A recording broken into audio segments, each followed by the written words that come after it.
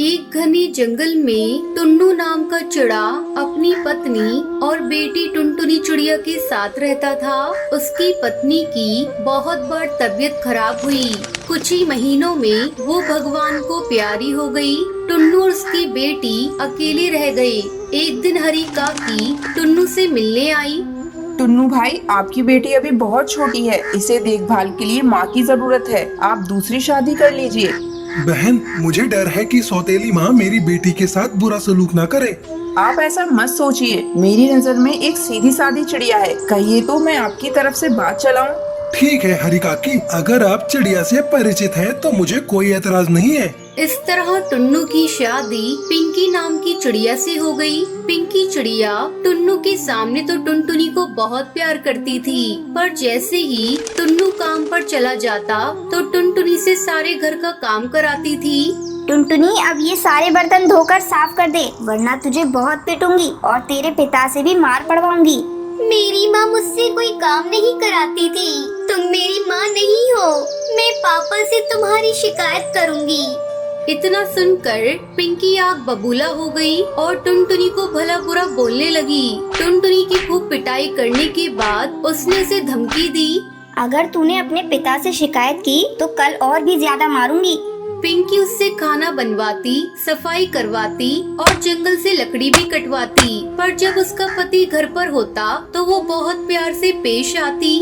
अरे टुनटुनी बेटी, तुम्हें स्कूल के लिए कुछ पैसे चाहिए थे ना? अजी सुनते हो, टुनटुनी के स्कूल में एक समारोह के उपलक्ष्य में पैसे मांगे गए हैं। हमारी बेटी बहुत होशियार है, इसलिए उसकी टीचर उसे प्रोग्राम में हिस्सा लेने को कह रही थी। हाँ, क्यों नहीं। ये लो 2000 रुपए हैं, बाकी के पैसे तुम रख लेना। पिंकी इसी प्रकार टुनटुनी का नाम लगाकर अपने पति से पैसा वसूली करती। एक दिन टुन्नू को टुनटुनी की स्कूल की टीचर रास्ते में मिल गई।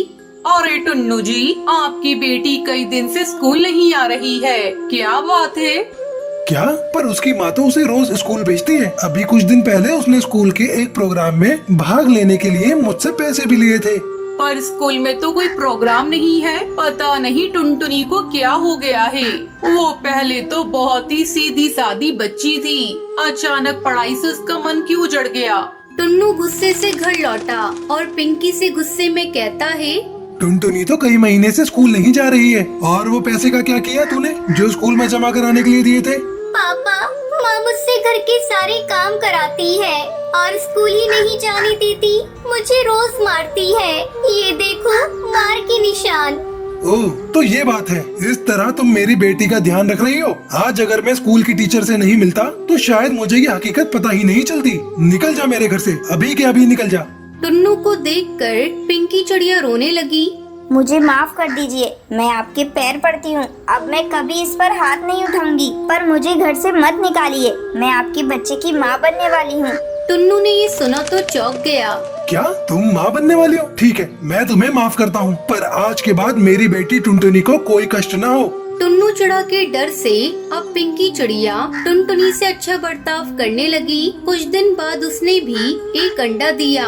पिंकी चिड़िया और टुन्नू नए बच्चे के आने से बहुत खुश हुए, पर टुनटुनी की किस्मत में दुखी लिखे थे। टुन्नू की तबीयत अचानक खराब हुई और वो भी मर गया। अब तो टुनटुनी पूरी तरह से अकेली रह गई। पिंकी चिड़िया अपने बेटे से बहुत प्यार करती और टुनटुनी पर बहुत अन्याय करती थी। कुछ महीनों बाद पिंकी का बेटा बड़ा हुआ तो शराब पीने लगा। एक दिन गोलू चिड़ा नशे में घर आया। अरे पहले तो तू सिर्फ आवारागर्दी करता था, अब तो शराब भी पीने लगा। हाँ, पीऊंगा शराब में, जो कर पाओ कर लो। तू रुक, अभी तुझे बताती हूँ। मैंने कभी तुझ पर हाथ नहीं उठाया ना, इसलिए तू बिगड़ गया है।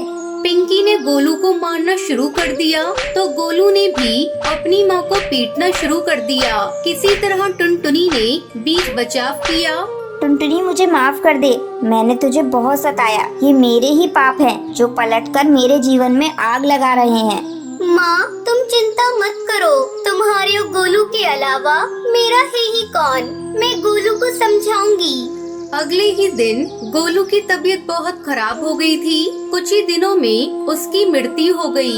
अब टुनटुनी ही पिंकी के बुढ़ापे का सहारा थी। टुनटुनी ने कभी अपनी सौतेली माँ से पुराने दिनों का बदला नहीं लिया, बल्कि हमेशा उसका ध्यान रखा। फिर पिंकी चिड़िया अपनी बेटी टुनटुनी के साथ खुशी खुशी रहने लगती है। केरला के जंगल में टुनटुनी चिड़िया अपने पति कालू कौवे और अपनी एक बेटी पिंकी के साथ रहती है। कालू को सिर्फ एक ही काम आता है और वो है टुनटुनी चिड़िया की कमाई के पैसों से शराब पीना और टांगे पसार कर सो जाना। टुनटुनी बेचारी दूसरों के घरों में झाड़ू पोछा करके किसी तरह घर का खर्च चलाती और अपनी बेटी को पढ़ाती लिखाती। एक बार की बात थी, मानसून शुरू हो गया था। जंगल में लगातार बारिश हो रही थी। तभी टुनटुनी चिड़िया की बेटी स्कूल से भीगते हुए घर आई। अरे तुम तो पूरी तरह भीग गई। थोड़ी देर कहीं रुक जाती। माँ, मैंने बहुत देर इंतजार किया लेकिन बारिश रुकी ही नहीं। हमें लगा ज्यादा देर हो जाएगी तो आप परेशान हो जाएंगी।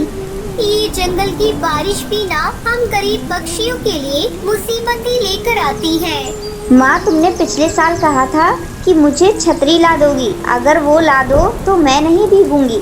हाँ बेटा, मैं अगले महीने ला दूंगी। टुनटुनी चिड़िया ने अपनी बच्ची को कह तो दिया था, लेकिन कालू की शराब और घर के खर्चों से पैसे बचते ही कहाँ थे जो वो उसके लिए छतरी लाती। तभी कालू हाथ में शराब की बोतल लेकर भीगते हुए अपने घर आया। टुनटुनी, अरे ओ टुनटुनी, कहाँ मर गई है तू? मर जाती तो सही रहता, कम से कम तुमसे पीछा तो छूटता। ये तू क्या बकवास कर रही है? तुझे अपनी बेटी की फिक्र नहीं है, लेकिन मुझे तो है। पूरा दिन शराब शराब शराब। कालू के साथ सबसे बड़ी दिक्कत ये थी कि वो अपनी बुराई तो सुन लेता, लेकिन अगर कोई शराब की बुराई कर दे तो उसका पारा चढ़ जाता। उसने गुस्से में टुनटुनी को जोर से मार दिया। मुफ्तखोर चिड़िया, तू क्या समझती है अपने आप को? मैंने कितनी बार कहा कि मेरी शराब को एक शब्द भी बोला तो मुझसे बुरा कोई नहीं होगा।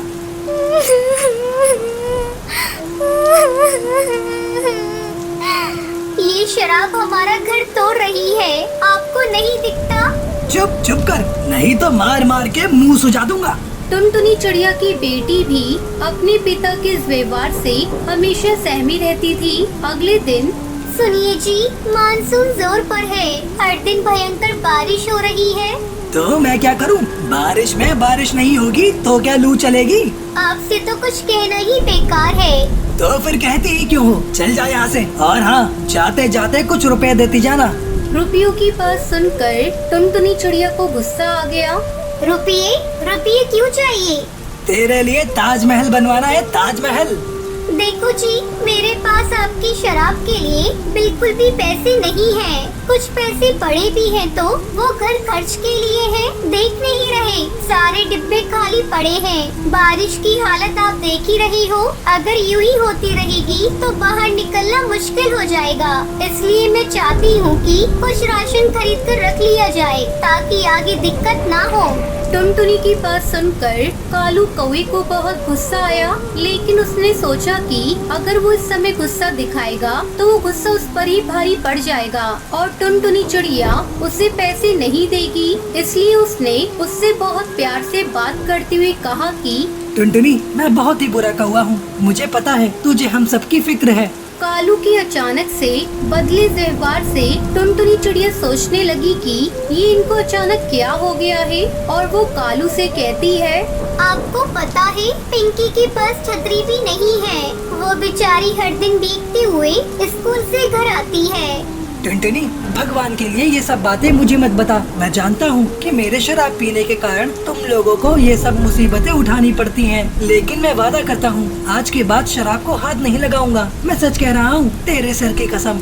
कालू ने वैसे तो ये वादा कई बार किया था, लेकिन निभाया नहीं। फिर भी टुनटुनी चिड़िया ने सोचा, चलो एक मौका से और दे देती हूँ। फिर वो काम पर जाने लगी।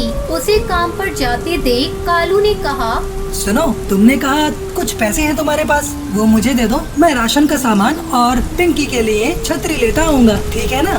टुनटुनी चिड़िया एक बार फिर से कालू की बातों में आ गई और राशन के सारे पैसे उसे दे दिए। फिर वो काम पर चली गई। बड़ी आई घर का राशन लाने वाली। अरे भूखे पेट तो रहा जा सकता है, लेकिन दारू के बिना बिल्कुल नहीं। उस दिन फिर से बहुत बारिश हो रही थी। घर में जो कुछ राशन था उसे टुनटुनी ने बना दिया था। अब वो कालू के आने का इंतजार कर रही थी। रात के 9:30 बजे कालू को वो लड़खड़ाते हुए घर पहुंचा। उसकी हालत देखकर ही टुनटुनी चिड़िया समझ गई कि ये आज फिर से पीकर आया है। उसने गुस्से में उससे पूछा, राशन कहाँ है? पिंकी की छतरी कहाँ है? लेकिन कालू उसको कोई जवाब नहीं देता और जाकर बिस्तर पर लेट गया। बाहर बारिश लगातार हो रही थी, लेकिन इस बार बारिश ने रुकने का नाम नहीं लिया। लगातार बारिश के कारण टुनटुनी चिड़िया के घोंसले से पानी टपकने लगा। ये देखकर उसकी बेटी पिंकी एक बर्तन ले आई और जमीन पर रख दिया। लेकिन इस बार बारिश किसी जिद्दी बच्चे की तरह हो गई थी। वो बरसती जा रही थी। मुझसे बहुत बड़ी गलती हो गई जो इन पर विश्वास कर लिया। एक बार फिर कालू ने विश्वास तोड़ दिया। मेरी बेटी भूख से बिलख रही है और ये है कि शराब के नशे में जानवर की तरह पड़े हुए हैं। लगातार बारिश के कारण टुनटुनी के घोंसले में पानी भरता जा रहा था। माँ, क्या हम लोग इस पानी में डूब जाएंगे? माँ, हम सब मर जाएंगे क्या? उसकी बातों को सुनकर टुनटुनी चिड़िया को रोना आ रहा था, लेकिन ये वक्त रोने का नहीं था। हिम्मत से काम और सबकी जान बचाने का था। कुछ नहीं होगा बेटा, कुछ नहीं होगा। बारिश कम होते ही सब ठीक हो जाएगा। लेकिन इस बीच कालू का नशा टूटा। होश में आने के बाद उसे समझ में आया कि वो लोग बहुत मुसीबत में हैं। ये इतना पानी कहाँ से आ गया? टुनटुनी चिड़िया ने अपनी बेटी को झट से अपने ऊपर उठा लिया और अपने पति से कहा, हमें यहाँ से बाहर निकलना होगा। किसी से मदद मांगनी होगी, नहीं तो हम यहीं खत्म हो जाएंगे। पहली बार मौत का खौफ कालू के चेहरे पर दिखा और शायद पश्चाताप भी उसकी आंखों में दिख रहा था। उसने अपनी बेटी को अपने कंधे पर उठा लिया और टुनटुनी से कहा, तू इसकी फिक्र मत कर टुनटुनी, मैं मर भी जाऊंगा लेकिन अपनी बेटी को कुछ नहीं होने दूंगा। टुनटुनी और कालू किसी तरह अपने घोंसले से बाहर निकलते हैं। थोड़ी देर बाद बचाव दल के पक्षी वहां आ जाते हैं। सभी जंगल के पक्षियों को एक सुरक्षित जगह पर पहुंचा देते हैं। इस बार की बारिश कालू के लिए एक बहुत बड़ा सबक लेकर आई थी। कालू कौवे ने शराब छोड़ दी और एक पाव भाजी का ठेला खोल लिया। फिर सभी खुशी खुशी रहने लगते हैं।